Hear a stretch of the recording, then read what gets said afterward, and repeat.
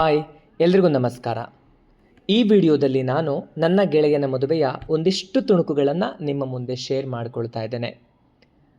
ಹೌದು, ಇತ್ತೀಚಿನ ದಿನಗಳಲ್ಲಿ ಮದುವೆ ಒಂದು ಆಡಂಬರದ ಅದ್ಧೂರಿಯಾದ ಆಚರಣೆನೇ. ಇಲ್ಲೆಲ್ಲ ನಮ್ಮನ್ನು ನಾವು ಮೆಚ್ಚಿಸಿಕೊಳ್ಳುವುದಕ್ಕಿಂತ ನಮ್ಮನ್ನು ಹೊರ ಜಗತ್ತಿಗೆ ತೋರ್ಪಡಿಸುತ್ತಿರುವುದೇ ಜಾಸ್ತಿ ಎಂದೇನೋ ಅಂತ ಅನಿಸ್ತಿದೆ. ಇಂದಿಗೂ ಕೂಡ ಕೆಲವು ಭಾಗಗಳಲ್ಲಿ ಮದುವೆಗಳು ಸಾಂಪ್ರದಾಯಿಕವಾಗಿ ತುಂಬ ಶಾಸ್ತ್ರೋಕ್ತವಾಗಿಯೂ ನಡೆಯುತ್ತಿವೆ. ಅದರಲ್ಲಂತೂ ಮಲೆನಾಡು ಭಾಗದಲ್ಲಿ ನಡೆಯುವಂತಹ ಮದುವೆಗಳು ವಿಭಿನ್ನ ಸಂಪ್ರದಾಯಗಳಲ್ಲಿ ಮತ್ತು ವಿವಿಧ ಆಚರಣೆಗಳನ್ನು ಒಳಗೊಂಡು ಎಲ್ಲರನ್ನೂ ಕೂಡ ದಿಗ್ಭ್ರಮೆಗೊಳಿಸುತ್ತವೆ. ಇಂಥದ್ದೊಂದು ಮದುವೆಗೆ ಸಾಕ್ಷಿಯಾಗಿದ್ದೇ ನನ್ನ ಗೆಳೆಯನ ಮದುವೆ. ಈ ಮದುವೆ ನಡೆದಿದ್ದು ಶಿವಮೊಗ್ಗ ಜಿಲ್ಲೆ ತೀರ್ಥಹಳ್ಳಿ ತಾಲೂಕಿನ ಹಣಗೆರೆಕಟ್ಟೆ ಎಂಬಲ್ಲಿ. ನಮ್ಮೆಲ್ಲರಿಗೂ ಗೊತ್ತಿದೆ, ಮಲೆನಾಡು ಭಾಗ ಅಂದರೆ 5-10 ಮನೆಗಳಿದ್ದರೆ ಸಾಕು, ಅದನ್ನು ಒಂದು ಊರು ಅಂತ ಕರಿತೀವಿ.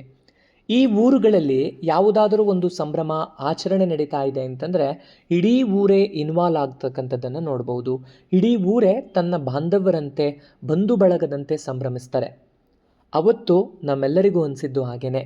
ಇಡೀ ಊರಿಗೆ ಲೈಟ್ಗಳನ್ನು ಹಾಕಿ, ವಿಭಿನ್ನ ರೀತಿಯಾದಂತಹ ಚಪ್ರಗಳನ್ನು ಹಾಕಿ ಸಂಭ್ರಮಾಚರಣೆ ಇರ್ಬೋದು, ಅಲ್ಲಿನ ಕಲ್ಚರ್ಗಳನ್ನಿರ್ಬೋದು.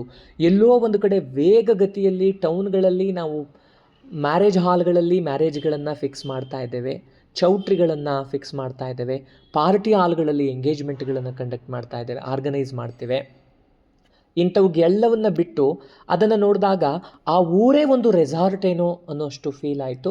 ಜೊತೆಗೆ ಮಾನಸಿಕ ನೆಮ್ಮದಿ, ಹೊಂದಾಣಿಕೆ, ಸಹಬಾಳತ್ವ ಇದನ್ನೆಲ್ಲ ನೋಡಿದಾಗ ನಮ್ಮ ಜಗತ್ತು ಅಥವಾ ನಮ್ಮ ಭಾಗ, ನಮ್ಮ ಕರ್ನಾಟಕ ಇನ್ನೂ ತನ್ನ ಅಸ್ತಿತ್ವವನ್ನು ಕಳೆದುಕೊಂಡಿಲ್ಲ ಅಂತ ಅನ್ನಿಸ್ತಾ ಇದೆ. ನನ್ನ ಒಂದೇ ಒಂದು ಆಸೆ, ಆಚರಣೆಗಳಿಗೆ ಬೆಲೆ ಕೊಡೋಣ, ಸಂಪ್ರದಾಯಗಳನ್ನು ಪೋಷಿಸೋಣ, ಕಲೆಗೆ ಬೆಲೆ ಕೊಡೋಣ, ನಮ್ಮತನವನ್ನು ಮುಂದಿನ ಪೀಳಿಗೆಗೂ ಒಂದಿಷ್ಟು ದಾರೆ ಎರೆಯೋಣ. ಇಂತಹ ಮದುವೆಗಳು ಸಾಕ್ಷಿಯಾಗಬೇಕು.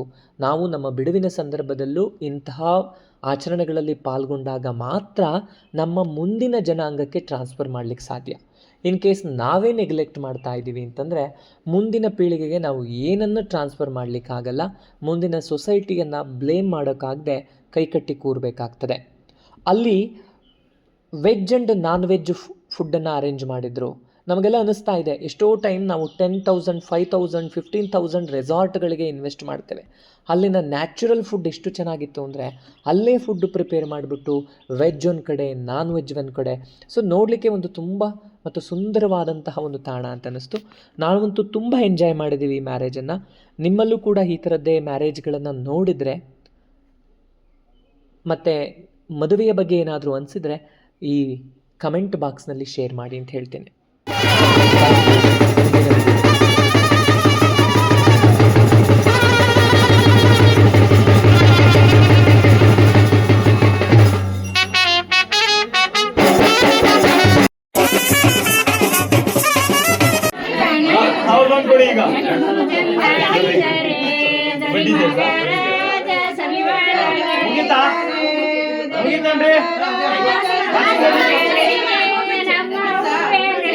ಸುಮ್ಮನಾಡಯ್ಯ